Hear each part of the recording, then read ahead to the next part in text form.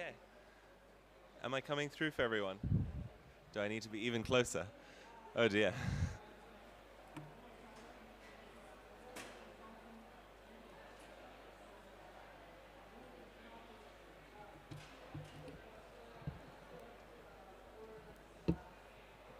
Okay, maybe that's a bit better.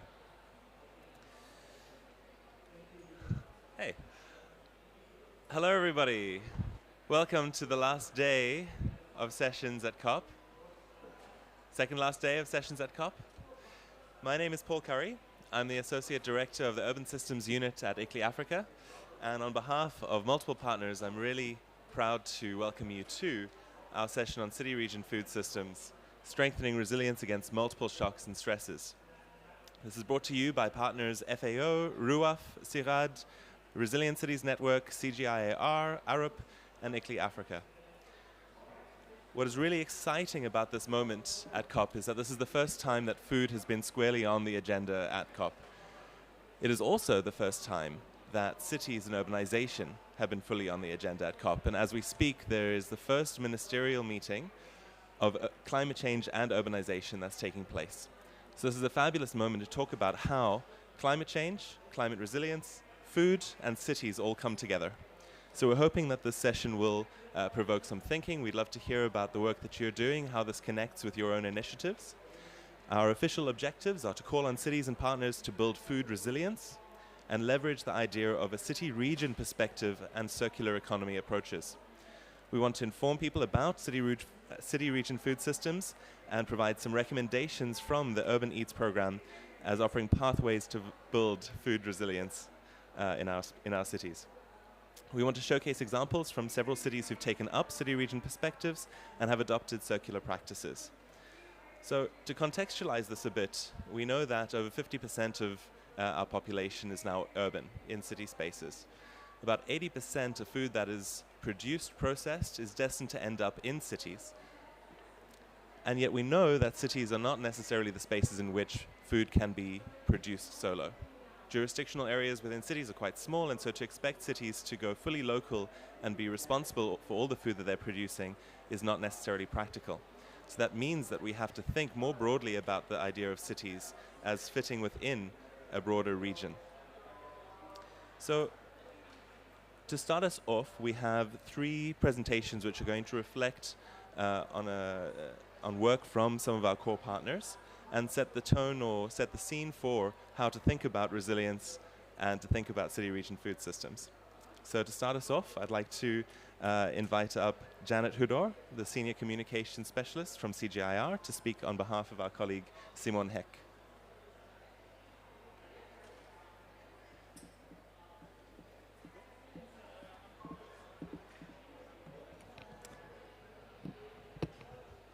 Thank you, Paul. And as he notes, I am in fact not Simon Heck, who could not be here today, but has asked me to stand in for him. Thank you all for being here. So as part of our 2030 research and innovation strategy, CGIAR has launched a portfolio of research made up of more than 30 initiatives that span 5 areas of impact developed with our partners. One of these initiatives, Resilient Cities, is our vehicle for increasing attention to urban food systems, recognizing the importance of cities and of urbanization for the world's food systems in all countries where we work. Under this initiative, we are pursuing a 2-fold research strategy. First, we are focusing on enabling innovations within agri-food systems that will benefit the urban poor through healthier diets and increased livelihood opportunities. And second, we are working to understand and, where possible, influence the global urbanization transition that is the main driver of agri-food systems everywhere. Our practical contributions to this global effort are analytics to support policy, planning, and investment strategies, strengthening stakeholder access to improved and adapted technologies for food production, marketing, and food waste management, and capacity sharing through trainings and sharing of research and management tools, working closely with local universities. As an example of this work, I want to share 2 slides that illustrate the close and direct interaction between urbanization, climate change, and food security. I want to thank the initiative's colleagues at the World Bank for making this information available. This is part of our World Bank CGIAR Urban Food Systems Group, which was launched about a year ago. This first slide shows what is at risk from urban expansion in terms of crop and livestock supplies in different regions under various scenarios of climate change responses. I am not going to go into any detail of how these scenarios, or shared socioeconomic pathways, SSPs, are being defined. The World Bank will shortly publish their report from which this information is taken. What I want to highlight is what will happen in Africa under the likely scenario 4, when mitigation practices have been adopted, but adaptation continues to be difficult. In this case, more than 20% of crops and more than 20% of livestock resources will be lost to urban expansion and its draw on land and water resources. This second slide illustrates how these losses might look on the ground for the case of Nairobi, Kenya.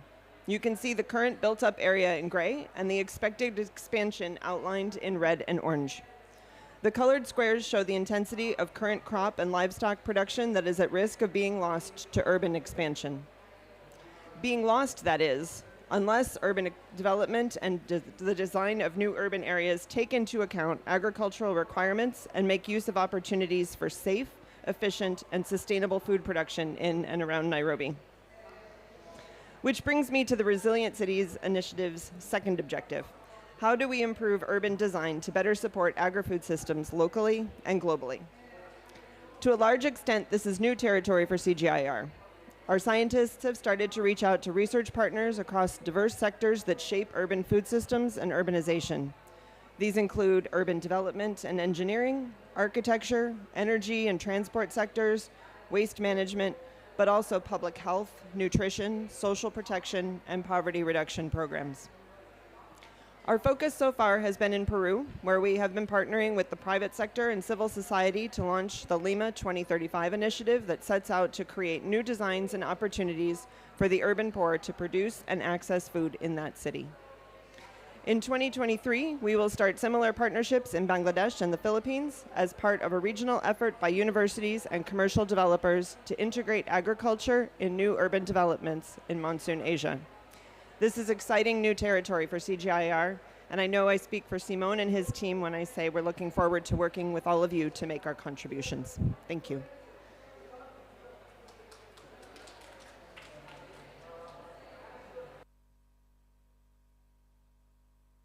Very much. I think the image for me of Nairobi City County's expansion was the most stark, and I think that's given a little hint to the idea that improving urban food system sustainability and resilience in cities is not just a matter for agricultural departments, but also for people thinking about infrastructure development, thinking about how the built environment is spreading, and the planners in cities. I'd like to invite Jess Halliday from RUAF to reflect on a recent survey that they've undertaken and what that shares about our city region food systems. Hi, thanks very much, Paul, for the introduction. I'm just going to share my screen. Bear with me. Is that working? No, maybe not. Hold on. Okay, do you see my screen? Yes, please proceed. Yes, great, thank you. Okay, I'm very sorry I can't be there in person today, but I'm going to talk about the City Region Food System Programme, which has been co-run by RUAF and FAO for about the last 10 years. And in particular, I'm going to share some early findings from a global study on lessons that have been learned from multiple shocks in local food systems so far.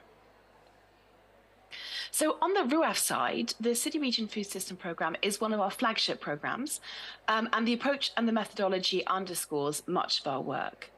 On the FAO side, the programme is one of the core operational branches of the corporate framework on working in cities. So FAO has been working with cities for many years, but in 2019, it launched the Urban Food Agenda, the corporate framework to support cities in improving their food systems. Then in 2020, the Directorate General launched the Green Cities Initiative to support cities in addressing food system challenges and to help build resilience in face of crises, climate crises and pandemics, for example. So in the context of these initiatives, the City Region Food System Programme helps cities to integrate resilience into local food system planning by helping them to understand their vulnerability to shocks and stresses. It offers technical support to food system actors on climate resilient practices and actions, as was the previous speaker said, across all different policy areas. The process has been piloted in 11 city regions to date all around the world. And as a result of this piloting, we have developed a handbook and an online toolkit to guide city region stakeholders through the assessment and planning process. These resources are in the final stages of production and will be available, openly available very soon. In addition, together with CGIAR, we have embarked on a global study on the lessons learned from the multiple shocks and stresses in local food systems. It really takes a temperature of the understanding that cities have of what they're facing and actions taken so far. So the study has consisted of 10 case studies in 10 cities around the world, with a total of 150 interviews and 20 focus group discussions. The research team is producing 10 fact sheets on over 50 collective initiatives and policies and 10 causality maps. We also ran an online survey in 4 languages that attracted over 200 responses. So what have we learned so far, bearing in mind that the analysis is still underway? First of all, respondents to the online survey have reported really a wide variety of shocks, as we can see on the slide. As you might expect, COVID is still, or public health and biological events like COVID, is still at the forefront of everyone's minds. But after that, 86% of people mentioned economic events like food price shocks and market disruptions. And this somewhat surprised us because we did expect climate to come second. However, we believe that economic events could sometimes be the indirect impacts of other shocks rather than the shocks themselves.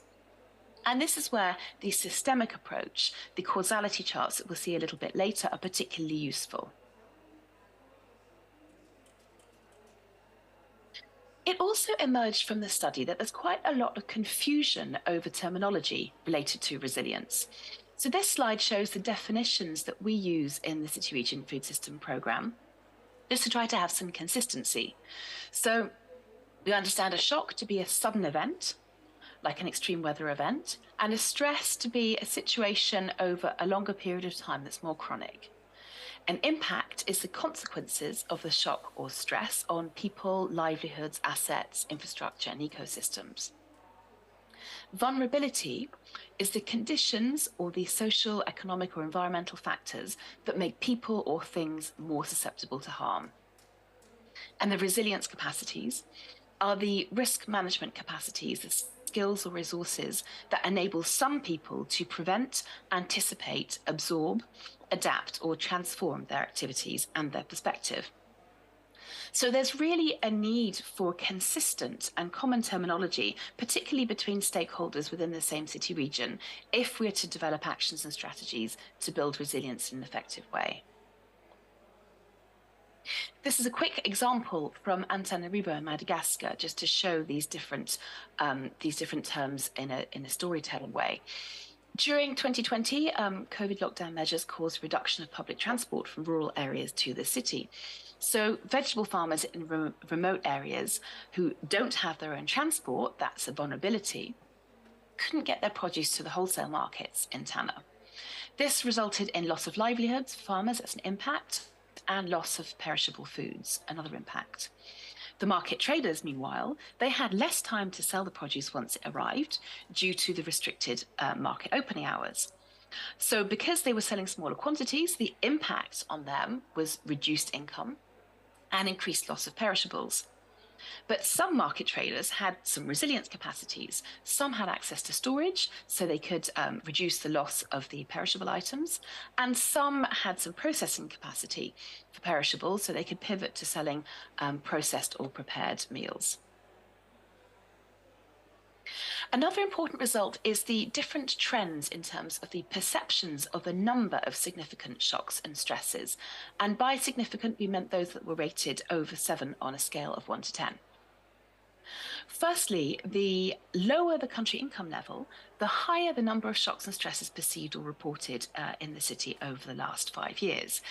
This doesn't necessarily mean that there are more shocks and stresses in low-income countries, but that when there are, people really feel them more. Secondly, city officials seem to have a different perception of the number of shocks than other actors in low and lower middle income countries. This might actually relate to systemic approaches where some shocks affect specific actors who are not necessarily so close to the city officials. So their perception of the city government is different to those who are really on the ground. We then found that there's a real need to understand these causal relationships within complex systems between shocks, impacts, and responses, as I mentioned earlier with regard to the economic shocks. This means seeing how shocks and stresses the impacts affect different segments of the food system, and how various different kinds of interventions can mitigate the impacts. These causality charts can be co-developed in focus groups, and they can really help to identify gaps and missing elements. The next key message concerns the main objectives of the public policies or the collective actions undertaken before or in response to shocks to the city region food system. So it's important to remember that resilience is not one single or general term, but really there are several different types of resilience capacity. Preventative, which is taking measures to reduce existing or known and future disaster risks and vulnerabilities. Anticipatory, that means having access to early warning systems and acting early. Absorptive, being able to cope during and after an event. Adaptative, so being able to make initial change to continue functioning. And transformative, doing things completely differently, changing the system in view of the known or identified risks. So from the study, actions were classified according to whether they were preventative, anticipatory, absorptive, adaptive, or transformative. We were surprised to see that with the exception of lower middle income economies, a higher proportion of all actions were developed pre-COVID than developed or adapted post-COVID. We would have expected more preventative, anticipatory before and more absorptive, adaptive, transformative afterwards, and this wasn't the case. In lower middle income economies, we did see a higher percentage of public policies or initiatives undertaken since COVID, however. So this is a bit of an anomaly, and it seems that COVID may have been more of a wake-up call in these contexts than in others, but we don't really know why. We're still unpicking and making sense of the findings. It doesn't necessarily mean these public policies or collective actions deliver on their promise, however, because interviewees in the case studies were asked about their the perceived impacts of responses to shocks and stresses, and only 18% perceived that significant changes have happened, leading to more sustainable food systems over the long term. So to conclude, cities really need to be designing actions that build all 5 forms of resilience capacities. And in particular, they need to be working towards long-term food systems transformation. This is because social protection alone doesn't address really the causes of the impacts on some people, even though it is very important.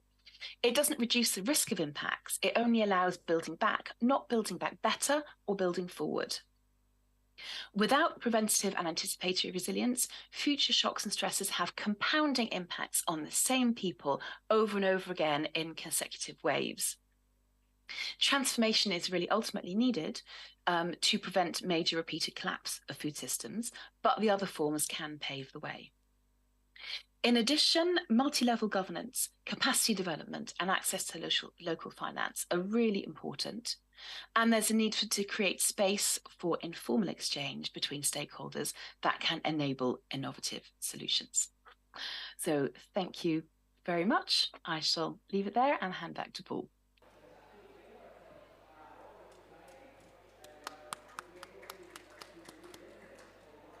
Thanks so much.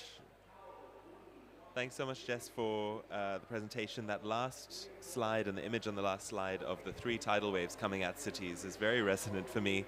In fact, we had 4 in Cape Town. Cape Town has been a city that has not been outside of a crisis since 2015.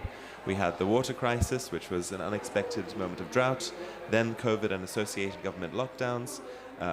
The war in Europe has increased the cost of everything, and of course climate change is seating all of these changes around.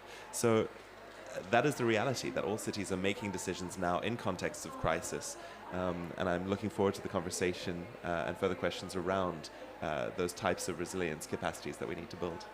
I'd like to invite Dana Onram, who's Regional Director for Africa at the Resilient Cities Network, as well as the Global Head of Strategy, to reflect on some of the work that they're doing.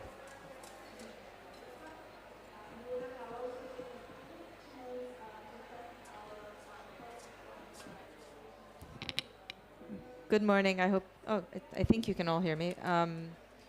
So my name is Dana Amran. I work for the Resilient Cities Network.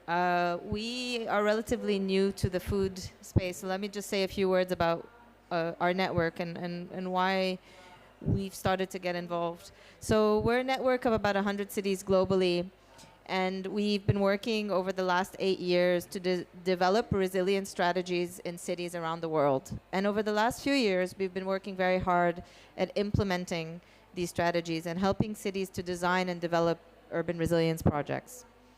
Now, a few things happened in the last few years, and I love Jess's last slide as well, because it really shows part of the reason why we got involved in this sector and why we're starting to why we've launched a campaign, which I'll be sharing more about, around urban food systems. And you know, the pandemic really was a collective shock that all cities in the world faced. Cities were on the front line of managing that shock, and all of a sudden, our chief resilience officers, who are the main sort of actors in the city governments we work with, who are responsible for designing and implementing these resilience projects, were confronted with the reality that they were asked to suddenly help their mayors and city leaders understand how to distribute food when lockdowns happen, how to understand who the vulnerable populations were in their cities, and how to figure out the most effective way to actually feed the city. So suddenly, there was this realization amongst many of the practitioners that we work with that food, which had long been seen as something outside of the purview of local government, was actually something essential for the functioning of local government. So this began a long conversation over the last 3 years with the cities across our network on the importance of cities having sort of a seat at the table around these food systems conversations and taking a very active role in the transformation of their own food systems. So we began the work to develop a white paper to understand where and how city governments should be thinking about the role they can play in this conversation. And we partnered with our longtime partners, Arup, the global engineering company, who we've been doing work with over many years on resilience issues. And we developed a white paper to examine these challenges. And so if you can go to the next slide, please. So just for your information, you can use this QR code to download the white paper and take a look. I won't have time to go into all of the details, obviously, but I'll share some of the key findings. And you know, the title of the paper should tell you sort of where we landed in terms of the entry point. We started looking at the different responsibilities of city government, and we had this clear recognition that, you know, cities while they may not have control over production, where they may not have control over different parts of the food system, of the value chain, they do have some critical roles to play, especially around waste management. So we started to look at the nexus between food and waste systems in this paper. And if you can just go to the next slide, please. And some of the key challenges this white paper uncovered is that, first of all, food supply chains are long and complex. There's so much loss that happens between harvest and distribution to cities. Secondly, the food distribution is inequitable, and affordability is a really big crisis for the urban poor. Urban poor tend to spend 50% of their income on food. And so there's huge inequities that exist in the food system. Third, these the urban food systems are extremely vulnerable to disruptions in critical infrastructure. And I love Jess's the presentation that Jess just gave, and the RAF study, because we're working off of the exact same language and understanding of resilience and shocks and stresses. And what we found is that when shocks and stresses, when shock events happen, they really affect critical infrastructure that's so important for the distribution of food in cities. And so we really need to have an understanding of what is the infrastructure and how exposed and how vulnerable this urban infrastructure is to disruption when thinking about the food system. And then finally, cities produce an excessive amount of organic waste. That waste goes to landfills. To be precise, 2.8 billion tons of organic waste is produced in cities. And that is contributing, the methane that's produced as a result of that is 20 more times as potent as carbon dioxide. So we really cannot afford to talk about transforming urban food systems without really looking into this waste, the waste system, and how cities are managing and handling their waste systems. So if I can just go to the next slide, please. I think all of you are here, you understand the role of cities, and I think if you're here, you care and understand the role of cities. But I mean, the key things to understand from my perspective and from our perspective is that by 2050, 70% of the world is going to be living in cities. Cities are the biggest consumers of food. And we have to get the food systems in cities right if we want to help address climate change and reduce emissions globally. So if we go to the next slide, please. What the white paper uncovered is 5 approaches to helping to build a resilient food system. And the first is around creating value out of waste. And in the panel later, I'll share some examples from our cities about how cities in our global network are creating value from waste. Second, because without creating value, without valuing waste, you're not going to get the types of investments that we need to really transform the waste management system. Second, cities need to start to find approaches and interventions to redistribute excess waste and surplus waste. Third, cities need to start producing more locally, and we've seen a huge shift of that in the network, from cities as diverse as Chennai to Cape Town to Kigali to Quito. Cities are starting to take an approach that starting to look around their cities, starting to look at unused land in their cities, and starting to produce and develop urban farming practices in urban farms across their cities.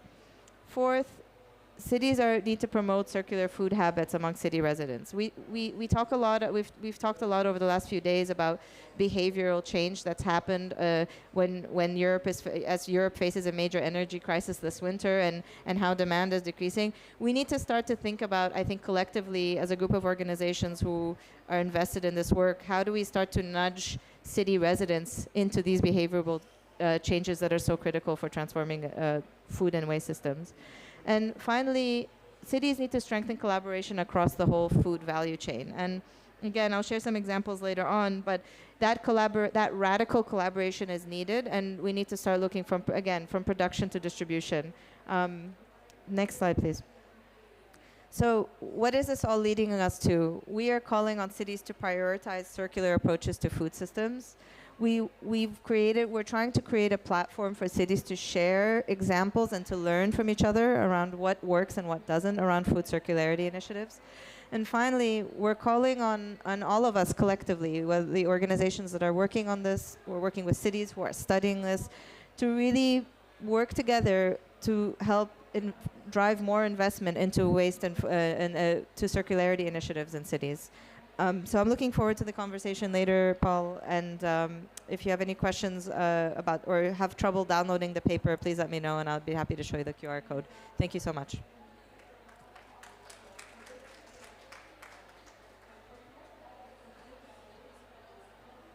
Great. Thanks so much, Dana, for providing some reflections on the work that you're doing.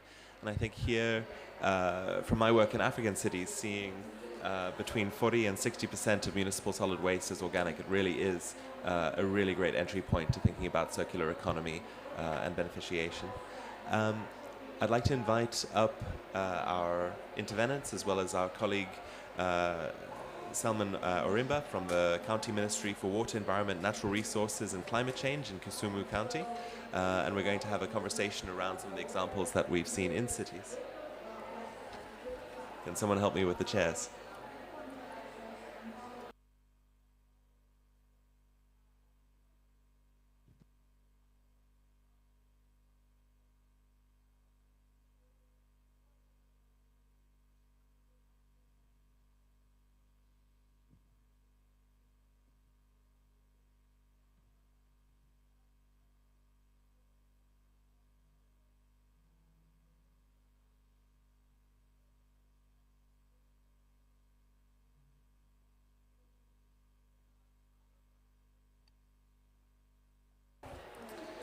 Let me also invite up Pascal Capizzi from Arup and Dana Omran as well.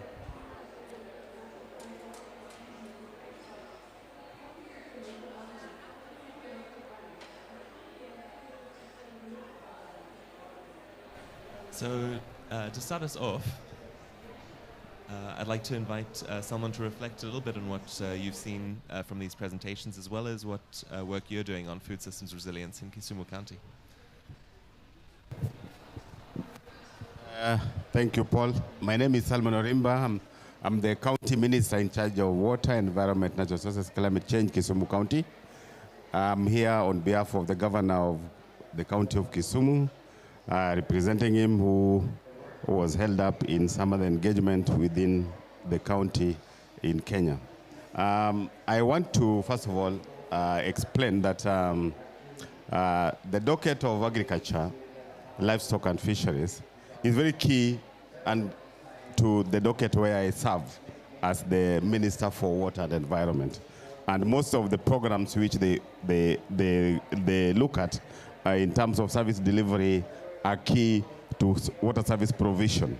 So I can categorically say here that I really understand what goes on within that sector, and I would like to share our experiences with the partners and through some very good collaboration for Kisumu City as creating food systems which makes Kisumu be resilient in terms of food security. Thank you.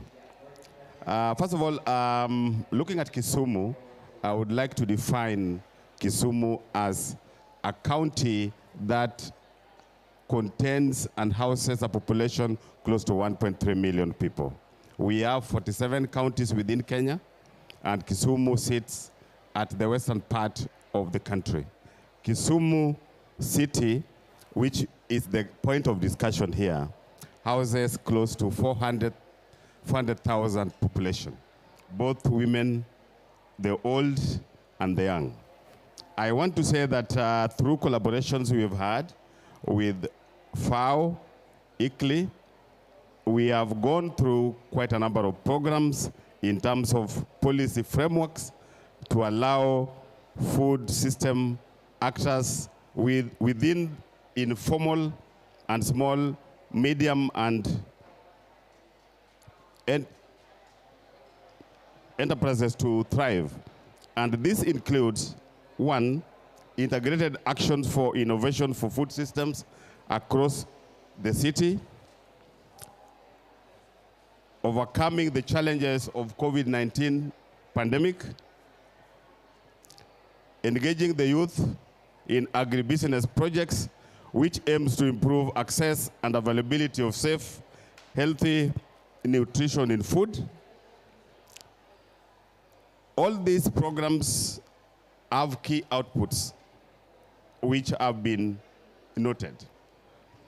One, food governance and planning. That is one of the key outputs which have been noted. Two, knowledge of generation on food systems. Three, innovative community food systems. Four, initiatives for upscaling of the same. What are the impacts which we have gone through as a city? One of the impacts which has been noted is that we have strengthened the linkages between the rural and the urban population. We have also upscaled and supported the national food security nutrition through this program. That has ended up improving malnutrition, making Kisumu be a resilient city. Some of the thematic areas which were considered under these programs were: one,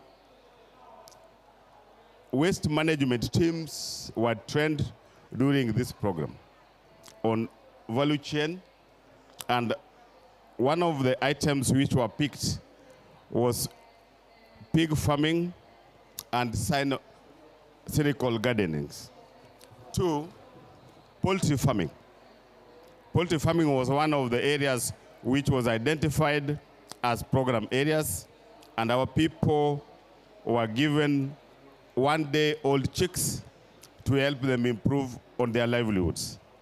Three, establishment of farm fields within the schools, and 40 farmers were identified whereby kitchen gardens were established. We also had an opportunity to involve our people in fishing. And we had ponds, fish ponds, which were established within a radius of 14 wards within Kisumu as an urban area. We also had greening programs, initiative, and planting of fruit trees to increase food security within some of the selected areas. This program also trained street vendors who are involved in vending of farm produce within selected areas. And these areas were Kondele, Nyamasaria, and Nyalenda. I also want to mention that during this program, the training of 4K clubs members were also targeted. And the pupils were involved in green networks and community-based organization trained on best practices of planting of trees and husbandry. Poultry farmers trained on best practices ended up distributing one-day chick olds to the farmers to increase their livelihoods, which were lost during the pandemic and lost during the flooding. It is also important to note that knowledge generation and assessment studies were also conducted during this program. I also want to say that kitchen garden technologies and its establishment were also some of the programs which were undertaken during this program. Food governance leading to formation of food liaison advisory groups were established within the city. Finally, in conclusion, what are the actions which we have put in place in terms of policy formulation? Some of the guiding policies developed during this period were County Integrated Development Plan, Annual Development Plan. Strategies which were put in place were Kisumu County Youth Agribusiness Strategy, Food System Strategy, to help our people be sensitized and prepared to tackle food systems resilience programs.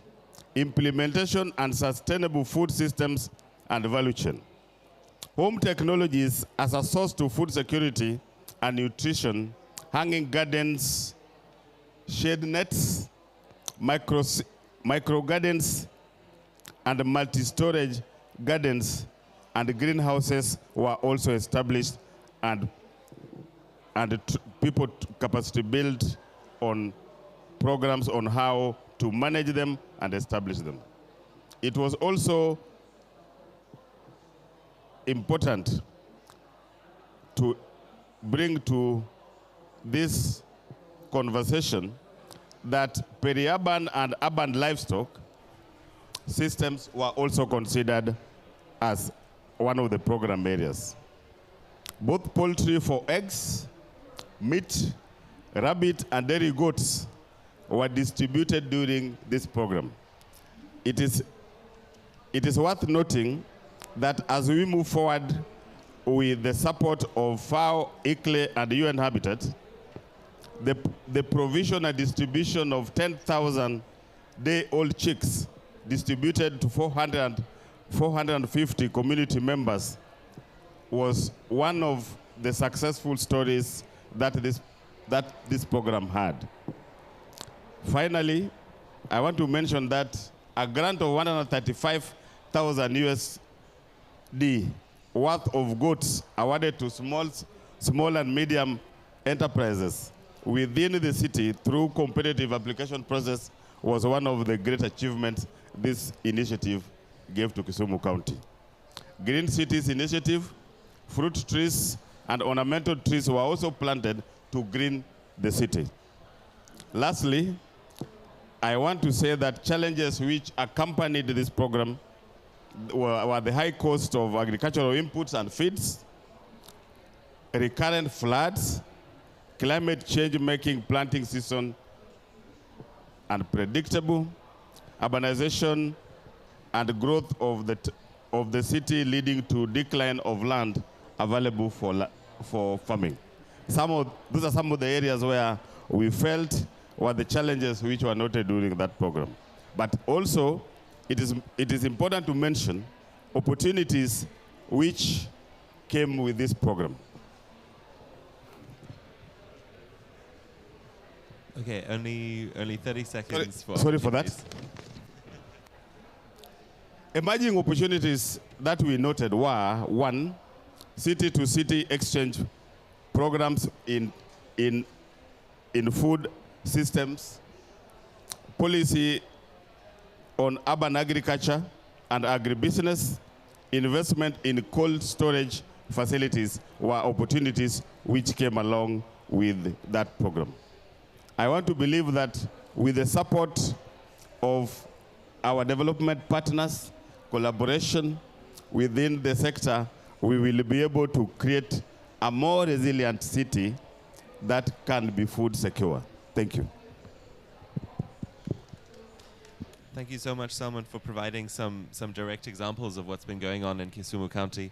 I think very particularly around embedding agriculture and livestock within the city, but also the example of the food liaison advisory groups and a lot of intercity learning that has helped to share these messages.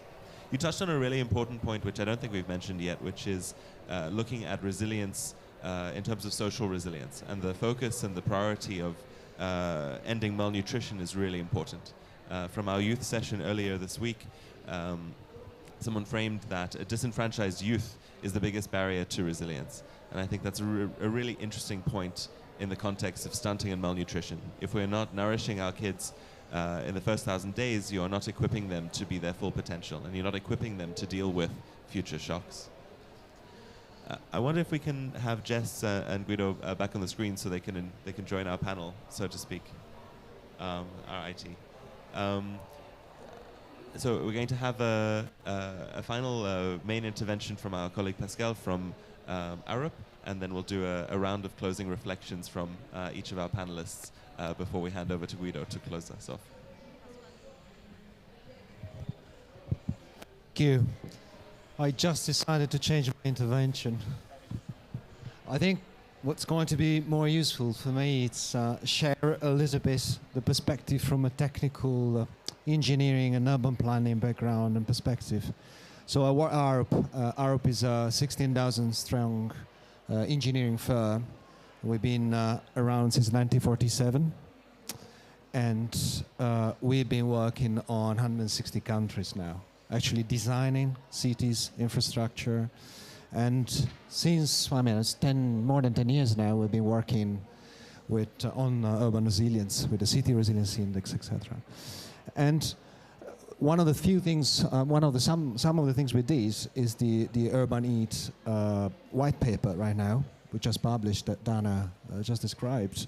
And you have a number of interventions and 5 lanes of action.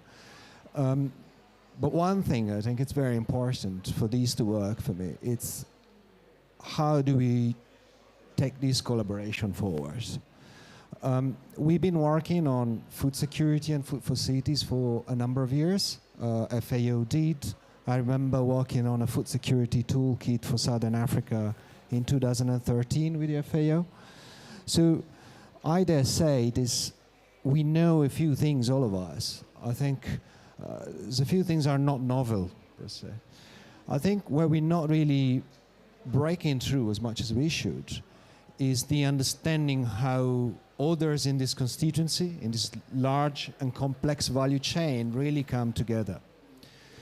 So our role, it's a pivotal role between the strategic, the programmatic, and the technical, and what can really happen in a city. So for example, in Peru, we're working on the reconstruction after El Nino. It's a very large reconstruction project. And we're doing integrated solutions for 17 river basins. That's about the size of the UK. From the strategic analysis to the design of flood management and to the construction, or at least to the supervision of construction. We don't do construction ourselves.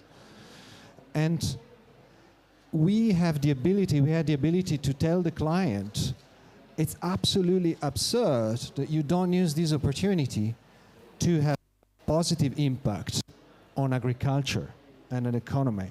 We're actually building entire new catchment areas for you to reduce the velocity of the water coming down from the watershed. We're building culverts, we're building drainage, we're building dams, we're building nature-based solutions, afforestation, reforestation. It would be a massive lost opportunity if we didn't make this work for food and agriculture. So that's where the engineer, the planner, plays a role of thinking laterally, challenging the brief and say, we'll do what you want, but I think there's a better way to do it. A second example is right now in Lee Valley in London. There's a huge flood issue.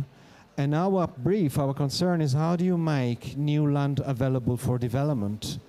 And the brief is very clear. But at the same time, what this will entail will be to do something different with the agricultural land there. And that's about regenerative agriculture, changing classification of land around this. And this will indeed become a problem for the farmers. This will have an impact with the farmers. So the point is that you're going to tax the development in that land and pay back in a different way for the farmers, inventing something else or something new in the area. We also working very much on the bioregions aspect of things. So we discussed the complexity of the supply chain again.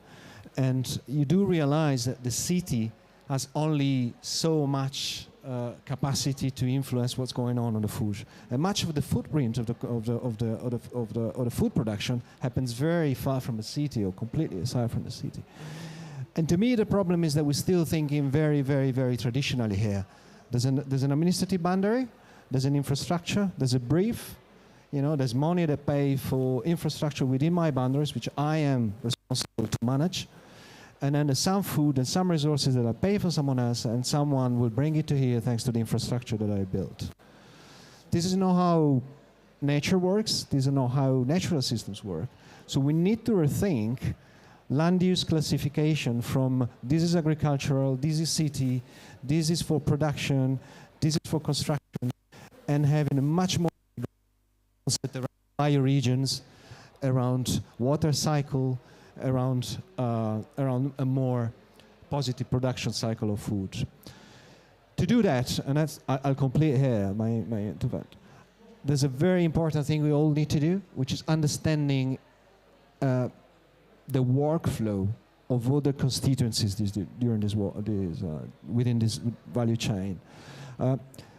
When I do receive a toolkit, and a super exciting toolkit that I see here, and you expect that the engineer or the planners simply take the toolkit and turn it into the design. That is not how it works. It is not how it works. It's an entirely different way of working. And I think it's the same mistake we're doing with the financiers, with the finance. We go to finance and we tell them, you don't understand, we want you to invest on this, but we don't want to make a step forward to understand what is it that they need to be convinced exactly. We had this discussion yesterday on nature-based solutions and infrastructure. So I think for genuine collaboration, I think we do need to pick a look under the bonnet of all their constituency and see how they work. How do I best help them to function, and vice versa. I think, to me, this is a trick in collaboration that we haven't really broken through yet. Thanks, Pascal, for the reflection. I think 2 points there to your last point on speaking different languages, and the work of doing collaborative work requires understanding other people's systems and making sure that they're able to embed your agendas into them. And then also a comment on whether regional governments might be best poised to take forward a city-region food system approach. So, for example, Kisumu County versus Kisumu City have very different reaches. I have a set of questions that I'm going to pose to our panelists, but I want to take maybe 2 or 3 from the floor if there's something burning that you'd like to ask. I see 1, 2. Okay. Thank you. James Stapleton from CGIAR's International Potato Center. I'd like to sort of maybe throw a question around involvement of communities. One of the things that we found were involved in Lima 2035 is when we went to look at the issues that came out from working with strong local communities, underlined by the RUEF comment as well about risk, stress being higher. When CSOs were involved, the CSO's registration of what stress was for people in urban areas was much higher than the experts, maybe more precise. What were your experiences there? Because what we found was that the solutions were coming from the local communities, but when they were organized, if they're not organized, then it's very difficult to give voices. We had 2 really interesting solutions. One was around the use of rooftop agriculture, because Lima is a desert, it's flat, it doesn't rain, you can have agriculture. The second one was about how you get water. Lima has a particular microclimate where you have a lot of fog, and we were able to set up using local knowledge to imagine how you could convert fog into water and providing for that agriculture. So maybe sort of curious about experiences of involving communities, and then those communities ensuring that the strategies and development documents actually get realized. I'll take the second question and then we'll answer. Thank you. I really enjoyed the presentation. My question is a lot simpler. I really appreciated your remarks on getting urban youth involved in food systems. And so I was wondering if you wouldn't mind sharing a couple success stories on how you captured young people's attention, particularly in urban areas where they're not as familiar with agriculture. Thank you. Okay, a third question.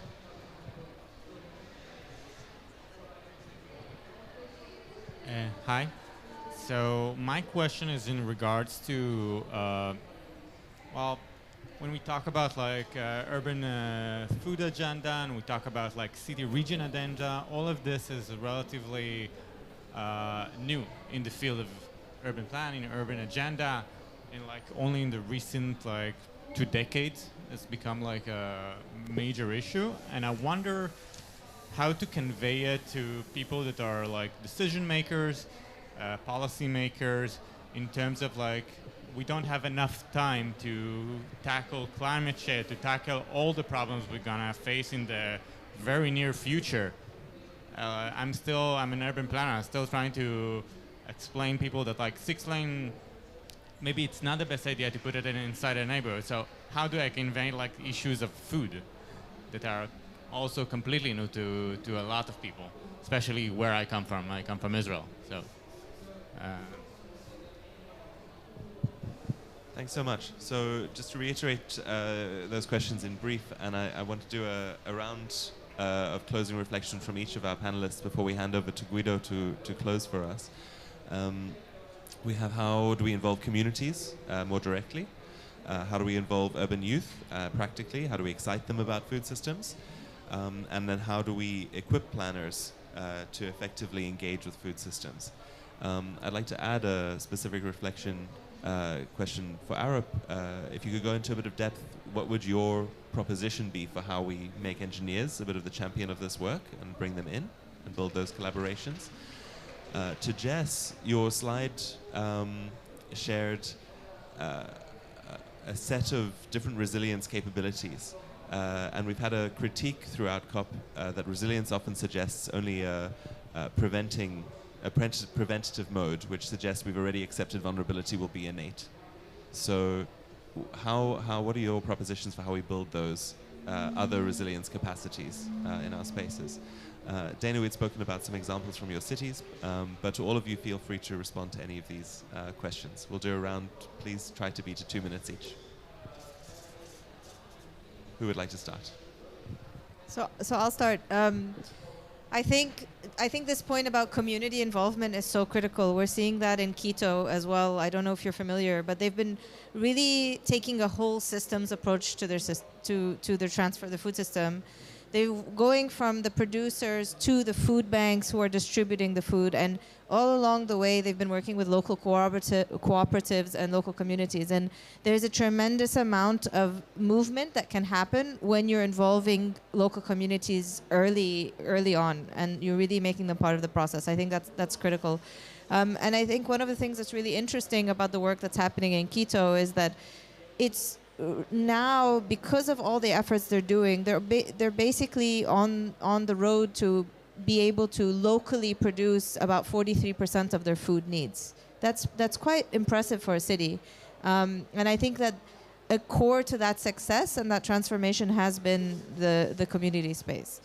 I would like to just share also just 2 more reflections. I think. Again, I want to just maybe respond to the question around how do you get people to care about food? I mean, I think for me, food is actually such an easy entry point to understand resilience, because we all eat food. we all buy food from the market. We all are sensitive to price shocks that we've all, I think globally have we felt. And so I think we need to start. And this is why I'm so happy and grateful that we have this opportunity to collectively discuss, is because we need to start talking about using that same language. We need to start putting numbers behind all the waste that's happening in our food system, and we need to start getting people to really critically think differently about how we produce food, how we consume food, how we manage our waste. It's absolutely essential, and. So I think that's what I think this movement, and this is what we're trying to do with our Urban Eats campaign, is we're trying to create this platform. We're trying to bring all of these different actors together. We're trying to bring 100 cities in our network, and our cities from our partner network, ICLEI as well, to all start to develop this common language and to start to develop this common messaging so that we can really start to move the agenda forward. I think it's absolutely critical, and so I'm really grateful for you being with us today. Perhaps someone? I just wanted to respond to the comment made by the colleague that asked, how do you involve the youth? Because for us in Kisumu as a county, we have the youth agribusiness strategy, and that requires that we must be able to take this program to the youth as a way of creating employment to them. One of the areas where we zero in on is to look at their status in the community and bring them as groups together and try to capacity build them and sensitize them, and then we move ahead to organize them in groups such that they understand exactly that it is not only in employment where white-collar jobs, you go to the offices for jobs, but you can bring yourself together and look at agriculture as one of the areas where you can be able to get your livelihood. So with that in mind, the strategy picks on how do we facilitate them then. And that is where now we come in with the programs of giving them some inputs, and the inputs in the form of day-old chicks. We also give them opportunities to look at fertilizers, the inputs needed for the growth, and then we go ahead to look for the market for them. So that if you give them the market, you give them the method and the technologies, then you locate jobs for them. So as they harvest, they have already the market ready for them. So they will look at it as one of the areas where they can be able to get their livelihood. And the strategy also looks at the type of the last unit administration within the system of governance, and that is at the village level. So the villages gives us an opportunity to interact with the youth so that we engage them constructively moving forward.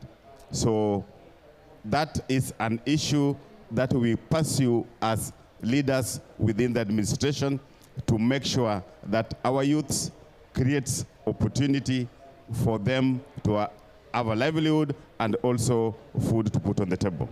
The other issue which came up was the involvement of community members. Within our constitution, each and every program you must do what is called public participation. And within the public participation, you must be able to realize that what are the community members feeling about the program you want to do for them, or you want to ask them to engage in.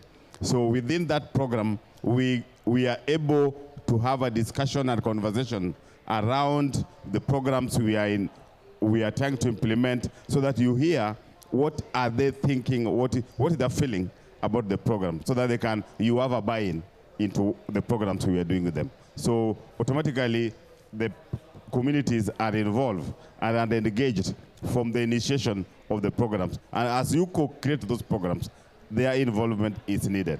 And that is how we do our programs within Kisumu as a city and as a county. Thank you. Thanks, Solomon. Can we hear from Pascal, 2 minutes, and then Jess?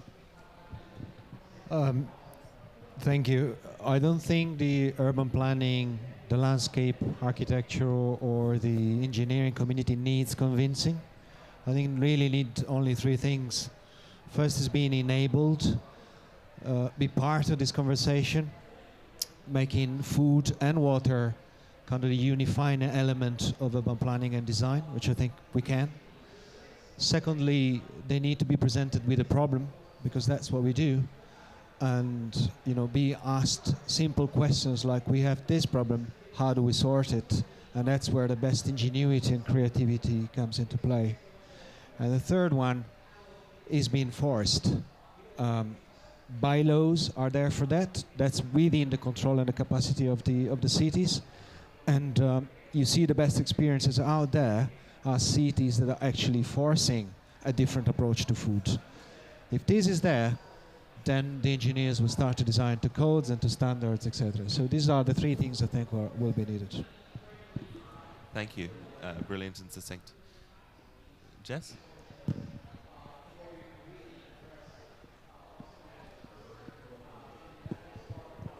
Do you hear me okay? Go ahead. Good. Thank you. So yes, thank you for the opportunity to comment again. Building on the previous comments about community involvement, I think the comments about participation of community in multi-stakeholder groups are really important, really valid, and that is a core part of the city region food system process, our approach. I think also that as well as policy, it's important to build networks, peer-to-peer support between stakeholders.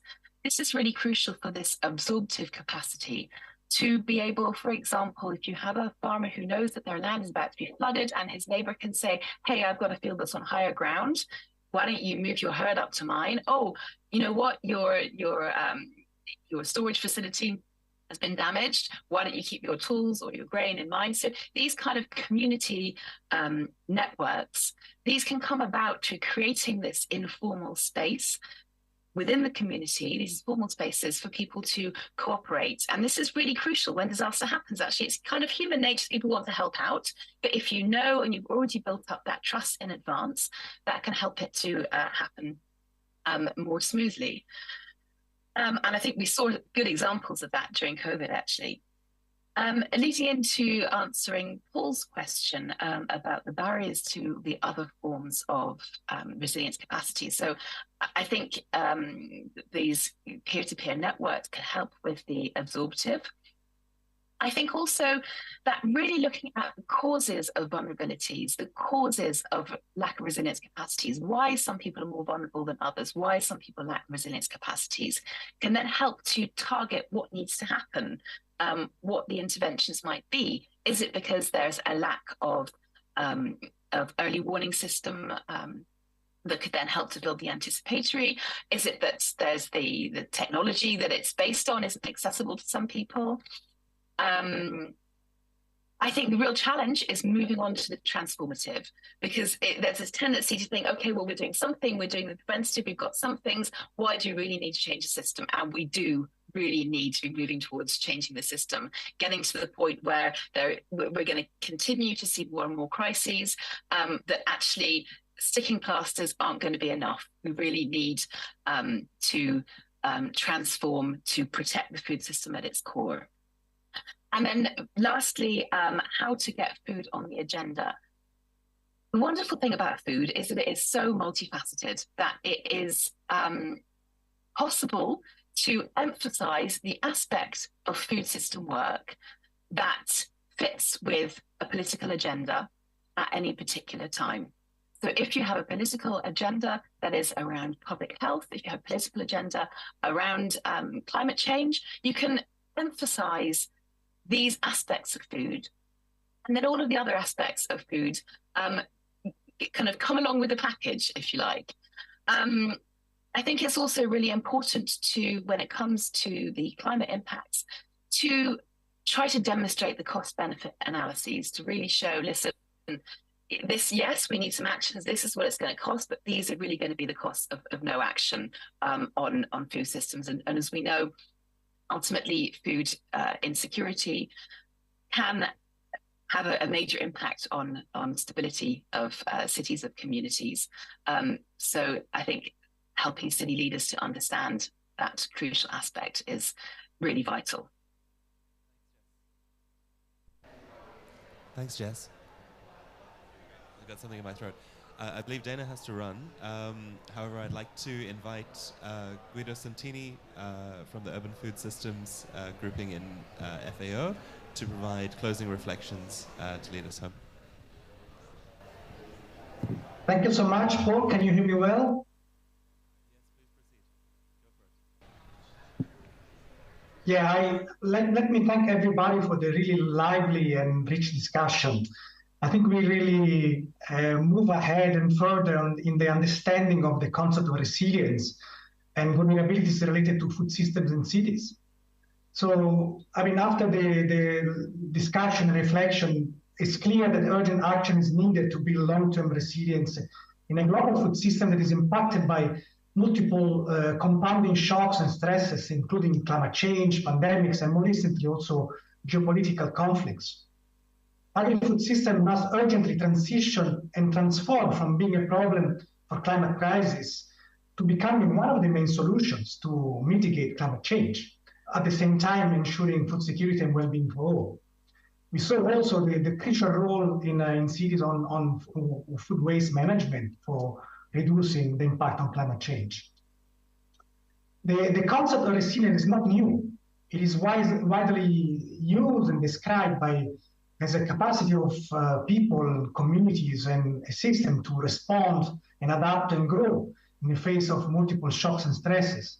At the same time, it is not always understood the same way, without properly differentiating between shocks, impacts, root causes, risk, and vulnerabilities. At the same time, operationalizing resilience is not straightforward either. We need guidance, tools, strong governance mechanism, and right partnership for multi-actor action planning and implementation. This is also what the City Region Food System Toolkit and other resilience instruments can do and can offer to cities.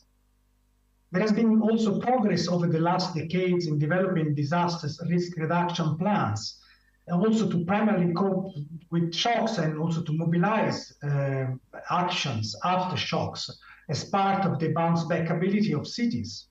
However, we do see that food system actors, especially local, regional, and national governments, are more reactive to shocks rather than proactive, focusing more on the absorption capacity social protection measures during and after the shocks, rather than anticipating, preventing shocks and transforming food systems.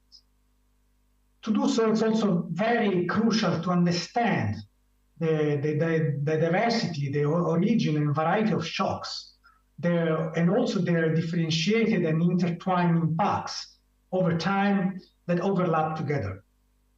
Aspects as risks, shocks, and vulnerabilities are often underestimated, particularly by institutions, as we saw in the presentation from Jess. In addition, it is key to address all forms of resilience capacities, adopting a long-term perspective and aiming for transformation. Cities are traditionally underutilized as partners in building food resilience. However, they are at the forefront and are increasingly interested in playing a leading role in building food resilience. There are many challenges to overcome, including the limited financial resources, human capacities, and also the rights, mandates, and regulatory instruments. To conclude, to be more effective in improving the food system, cities should also face the complexity of food system actors, to understand the interconnection among the different actors, sectors, and also different level of action from local, regional, and also national level. Addressing this complexity through inclusive and transparent governance systems involving all stakeholders. And also here we saw the crucial importance of involving the community. It's important to focus on circular approaches, to prioritize local food production and short supply chains to reduce the carbon footprint. More equitable food access and redistribution of excess of food, reducing and utilizing food waste. I mean, it was mentioned that engagement of youth and women is key in building a resilient food system, strengthening urban-rural linkages. Fully integrate food system resilience into urban and territorial planning is key. And this is also important in integrating infrastructure construction with food system infrastructure, and also rethinking of the city redesign. Also, natural system and food system cannot be defined by administrative boundaries, and this is actually what the CRFS approach is doing. It was also mentioned the importance of sharing practices and knowledge through city-to-city exchange and cooperation. As a takeaway, we are calling for more cities to join this work. We are also calling on partners to invest in city solutions to build resilience, and also for national governments to create enabling environments for cities to implement actions and plan strategies. Let us join the efforts to transform our food systems. Thank you so much for the